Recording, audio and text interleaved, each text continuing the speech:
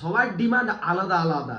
বাবার ডিমান্ড মুড়ি খাবো, রুটি হয়েছে তাও মুড়ি। হ্যাঁ বাবা। তো বন্ধুরা রঘুনাথপুর এসে গেলাম, আর আসার পর সেই যে দাদার দোকানে আসে চাউমিন একটা লাই, কিন্তু একটা বড়া নিয়েছি পুরো, ওই যে কালো ঘোড়ায় বাঁধেছি। চাউমিন, সেও, ক্যারি ব্যাগ আর চামচ, এগরোল পেপার। তো হ্যালো গুড মর্নিং বন্ধুরা, সকাল সকাল চলে আসছি আমি সেলনে। তো বন্ধুরা এই দাদার কাছে চুল কাটাবার জন্য আমাকে 1 মাস ওয়েট করতে হলো, কারণ 1 মাস চলে গেছিল বাইরে। হ্যাঁ দাদা, আমি তো তোমার কাছে ছাড়া অত শর্ট করে কোথাও কাটাই নাই। বাড়ি কাজও দেখতে হবে না ভাই। হ্যাঁ সেটা আমি ধানবাদ দিলাম গাড়ি, তো ভাই আবার ছাড়া কাটা নাই তো কি করে বলো, যেতেই হোক, কাজ ছিল একটা এমার্জেন্সি। মানে অ্যাকচুয়ালি তোমার কাছে কাটালে আমার ভালো লাগে, বুঝলে? ঠিক আছে, তো চলো বন্ধুরা সকালে ভোরেই চলে আসিছি চুল কাটাতে, তো চুলটা কাটাই তারপরে ঘর দিকে যাই। তো ফাইনালি বন্ধুরা হেয়ার কাটের লুকটা দেখে নাও, চান টান করে হয়ে গেছি পুরাপুরি ফ্রেশ।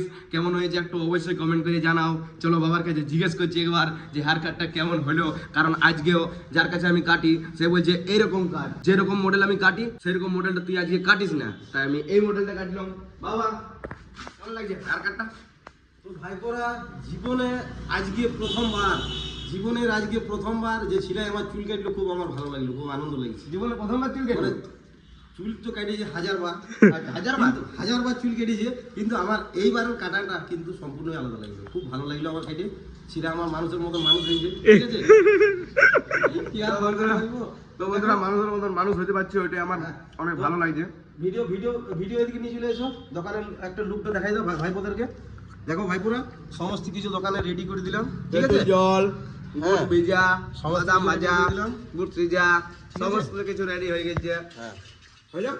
এটা পেঁয়াজ দিতে বাকি আছে নাকি বাবা? হ্যাঁ, এটা পেঁয়াজ দিলে সবকিছু হয়ে যাবে। আমি এবার মার্কেটটা গেলে হয়ে যাবে সব কিছু মনে হয়। তো ভাইপোরা কেবলমাত্র তোমাদের অপেক্ষায় আমরা আছি, তোমরা যেমন যেমন আসবে সেরকম সেরকম সেবা করাবো তোমাদেরকে, ঠিক আছে? একদম ঠিক আছে? একদম একদম একদম একদম। তো বন্ধুরা মার্কেট আছে, অমর কাকার কাছে মার্কেট করে নিলাম।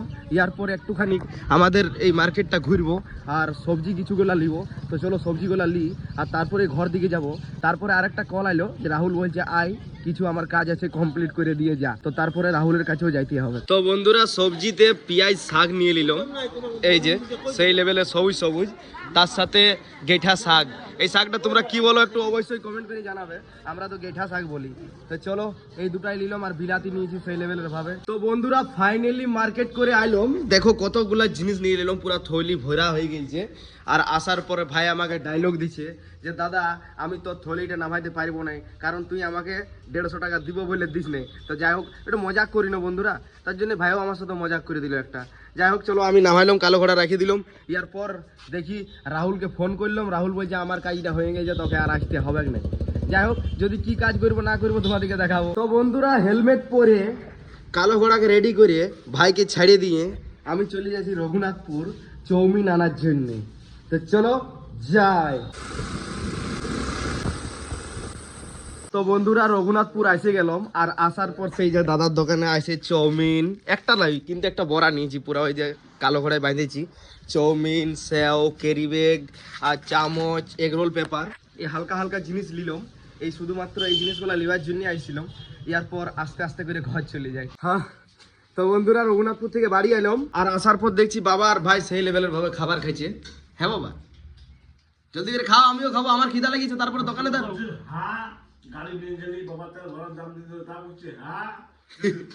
জলদি করে খা, আর তারপরে আমাকে দোকান থেকে ছাড়া, আমি খাবো নাকি বন্ধুরা। তো চলো এখন আপাতত দোকানে শিফট হয়ে আছি, দোকান দিকে যাই। তো বন্ধুরা খাবার দাবার খাইয়ে ঠিক টাইমে দোকানে শিফট হয়ে গেছি, সময় হয়ে গেল এখন 3:30 প্লাস, আর দোকানে আছি। দেখতে পাচ্ছ দোকানে অবস্থা মোটামুটি সেই লেভেলেরই আছে এখন পর্যন্ত। কাস্টমারও টুকটাক ভালোই ছিল। যে দোকানে দাঁড়াইছি তারপর থেকে সেই লেভেলের কাস্টমার থাকার কারণে আমি আর ব্লগিংটাও কন্টিনিউ করতে পারিনি। তো এখন আপাতত ফাঁকা আছে, 2-4টা কাস্টমার আছে, তো বলি একটু ব্লগিংটা কন্টিনিউ করে দেওয়া দরকার। এ হচ্ছে কাস্টমার, আমাকে বললো একটু কাস্টমারগুলাকেও দেখাই দাও, তো আমি একটুখানি দেখাই দিলাম। তো বন্ধুরা আমার দোকানদানি শেষ হয়ে গেল পুরাপুরি বিকাল, আর এসে গেল আমার বাবা সেই লেভেলের একদম, নাকি বাবা? সেই লেভেলে, কোন লেভেলের?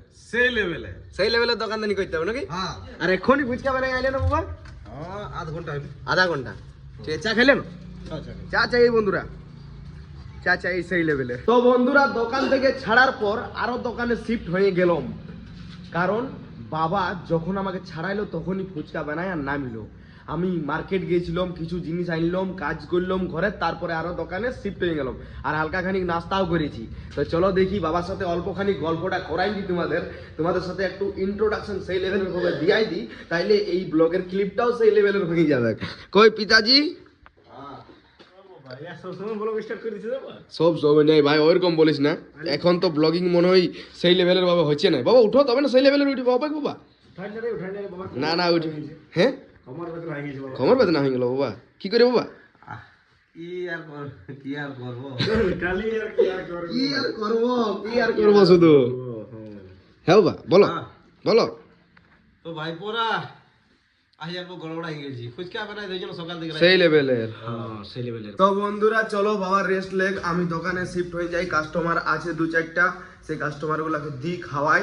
তো বন্ধুরা দোকান ছাড়িয়ে আসে গেছি আলু বড়া নিতে।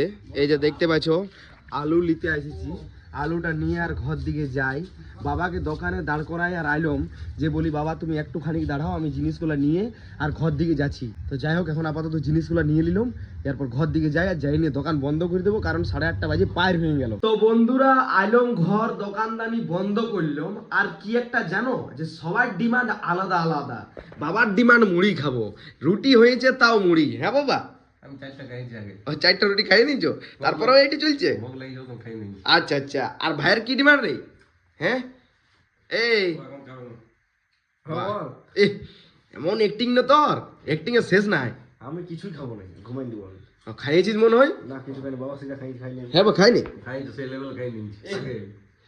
আগে মিথ্যা বলতা है रे, বাহ বাহ, মিথ্যা বলতা है रे।